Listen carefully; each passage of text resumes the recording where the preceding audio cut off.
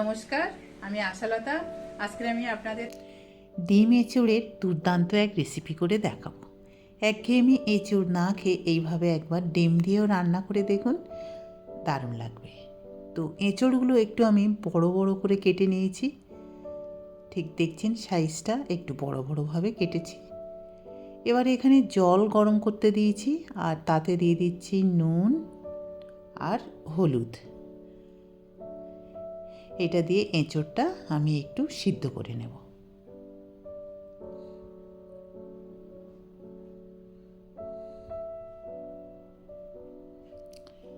ঢাকা দিয়ে সিদ্ধ করব যতক্ষণ না এটা সিদ্ধ হচ্ছে ভালো মতন।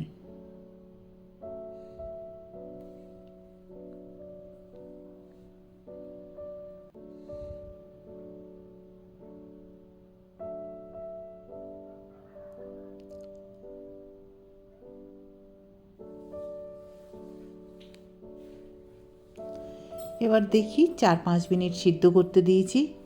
খুব বেশি সিদ্ধ করব না, যাতে ঘেটে যাবে, ঘেটে না যায় যাতে সেটা দেখতে হবে। একটু গোটা গোটা থাকবে অথচ সিদ্ধ হবে খুব সুন্দর। এটা সিদ্ধ হয়ে গেছে। এবারে এদিকে একটা কড়াইয়ে দিয়ে দিচ্ছি সর্ষের তেল। সর্ষের তেলটা ভালো করে গরম করে নিতে হবে। নিয়ে এবারে দিয়ে দেব আলু। আলুগুলো একটু বড় বড় করে কেটে নিয়েছি আর আলুর মধ্যে দিয়ে দিচ্ছি হলুদ আর নুন। গ্যাসটা এখন মিডিয়াম টু স্লোতে রেখে আলুটা ভালো করে ভেজে নেব, লাল লাল করে ভেজে নেব। আর যাতে একটু সিদ্ধও হয়ে যায় সেই জন্যে গ্যাসটা কমিয়ে এই কাজটা করতে হবে।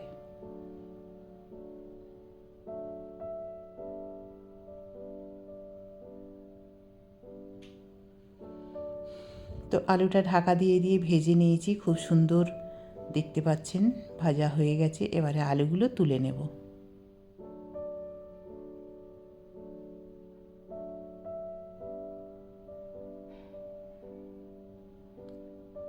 এবারে এই তেলের মধ্যে আমি ডিমগুলো ভেজে নেব। ডিমগুলো কিন্তু আমি সিদ্ধ করে নিয়েছি, এটা আমি আপনাদের দেখাইনি, এটা আমি সিদ্ধ করে নিয়েছি।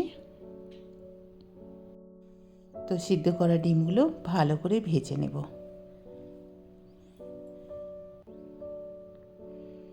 এই সময় ডিমগুলো তুলে নেব।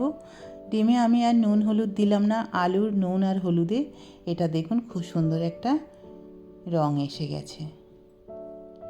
আপনাদের যদি মনে হয় একটু নুন হলুদ দিতে হবে তো আপনারা দিয়ে দেবেন।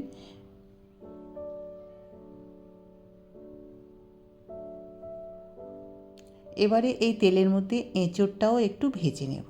এঁচোড়টা ভেজে নিলে এঁচোড়ের স্বাদটা কিন্তু আরও বেশি ভালো হয়।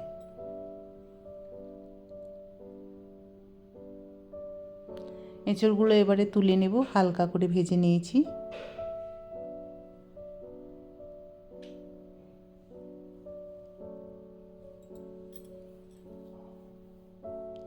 এবার এই কড়াইয়ে আবার একটু সর্ষের তেল দিলাম, দিয়ে দিলাম গোটা গরম মশলা, শুকনো লঙ্কা, তেজপাতা আর দিয়ে দেবো জিরা।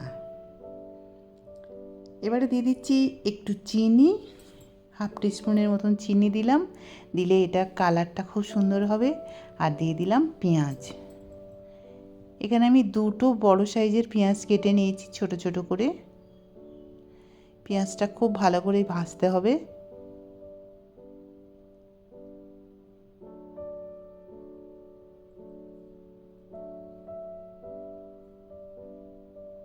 এবারে দিয়ে দিচ্ছি আদা, রসুন আর কাঁচা লঙ্কা বাটা। এটা আমি একসাথে বেটে নিয়েছি, এটা দিয়ে দিলাম। লঙ্কাটা কিন্তু সব সময় নিজেদের স্বাদ মতন ব্যবহার করবেন।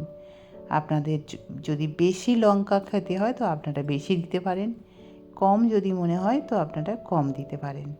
তো এটাও ভালো করে পেঁয়াজের সাথে ভেজে নেব। গ্যাসটা এখন মিডিয়াম টু স্লোতে এটা করতে হবে, যাতে মশলাগুলো না পুড়ে যায় অথচ খুব সুন্দর ভাজা হয়, সেদিকে খেয়াল রাখতে হবে। এবার শুকনো মশলা দিয়ে দিলাম, হলুদের পাউডার, লঙ্কার পাউডার, জিরা পাউডার আর ধনে পাউডার। এটা দিয়ে আবার একটু এইভাবে কষে নিতে হবে, ভাজা ভাজা করে নেব।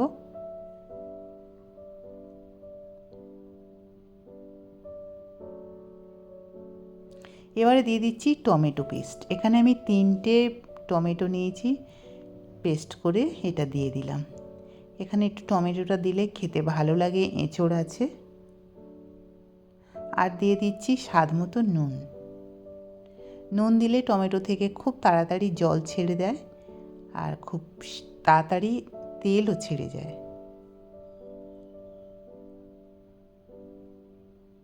তো এখনও দেখছেন আমি জল দিইনি, অথচ শুকনো মশলাটা থেকে তেলও ছেড়ে দিয়েছে টমেটোর জলে।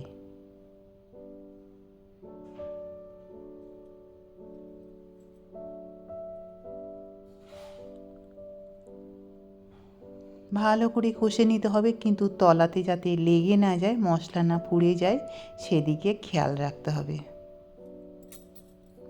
এবারে দিয়ে দেবো আলু। আলুটা একটু সিদ্ধ হতে সময় লাগবে, কারণ আলুগুলো এমনিতে সিদ্ধ করা নয়। এই জন্য আলুটা আবার এই মশলার সাথে একটু ভেজে নেব।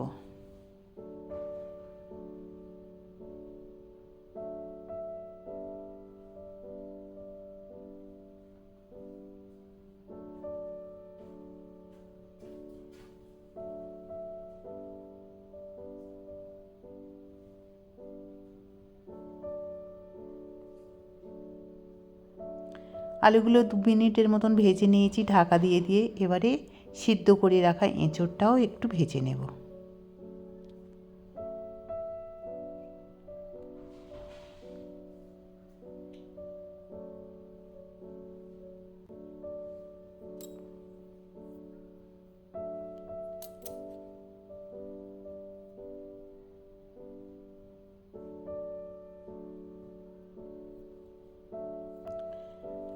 তো এটা ভেজে নিয়েছি 2-3 মিনিট।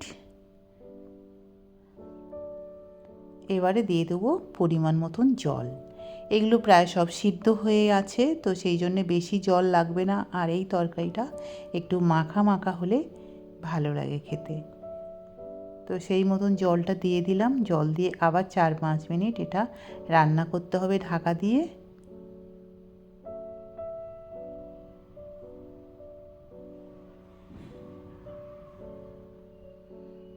এবারে দিয়ে দেব ভেজে রাখা ডিমগুলো।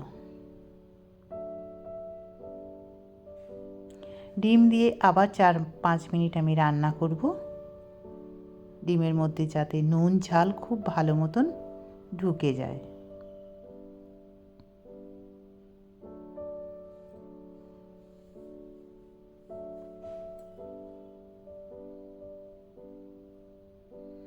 এবারে দিয়ে দিচ্ছি গরম মশলার পাউডার। গরম মশলার পাউডার দিয়ে আবার 2 মিনিট রান্না করব।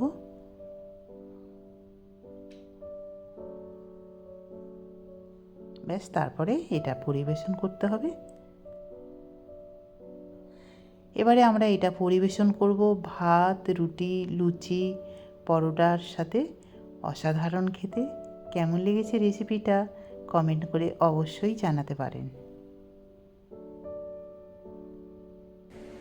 আমার এই রেসিপিটা যদি আপনাদের ভালো লাগে তাহলে লাইক করবেন, শেয়ার করবেন, সাবস্ক্রাইব করবেন আর আমার বেল আইকনে ক্লিক করবেন। তাহলে নতুন নতুন ভিডিওর সাথে আপনারা আপডেট থাকতে পারবেন। নমস্কার।